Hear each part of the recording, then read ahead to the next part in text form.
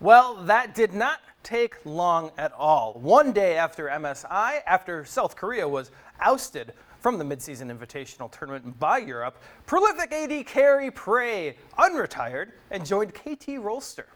Now, let's bring in Miles Yim from the West Coast. Now, Miles, let's talk about Prey and KT. Simply, is this an upgrade? I mean, they were using a mix of Zenit and Gango in the regular season, and then they only used Zenit for the entire promotion tournament to get them through it. So what are we talking about when we add Prey to KT Rolster?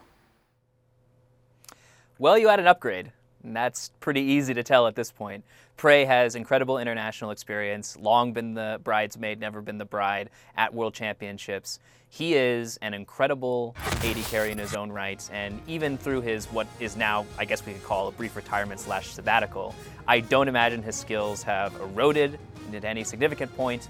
And the most important thing he brings to KT is stability. This is a team that saw a lot of issues with teamwork, with communication, and with fielding a consistent roster. Part of that was Score having surgery midseason. But the way that KT sort of came undone, entered the promotion tournament, was relegated, and now is back in the LCK, was due to larger factors than their inability to succeed in the bot lane. And I think Prey will give them an opportunity to find the best 5 players, to gain that consistency, and to catch up to the rest of the LCK pack that in large part has passed them by. Totally agree. Now, you mentioned Score, but Prey also joins BDD and Smeb, both players he's played with in the past. Now, KT essentially has star power in all 3 corners of the map. You have the top lane with Smeb, mid lane with BDD, and now Prey down in the bottom lane. So, give me your prediction. Where does this elevate to KT as a whole?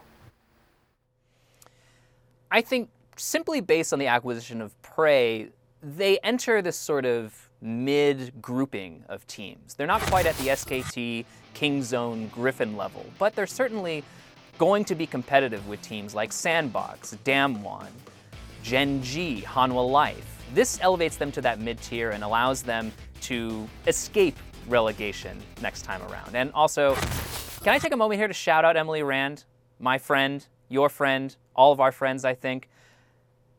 Congratulations. So good to have KT be competitive again. And I know somewhere in this world, Emily is definitely not getting excited about this. She definitely was in Slack saying KT to Prey or Prey to KT, and yes, she's happy. We're all very happy for her.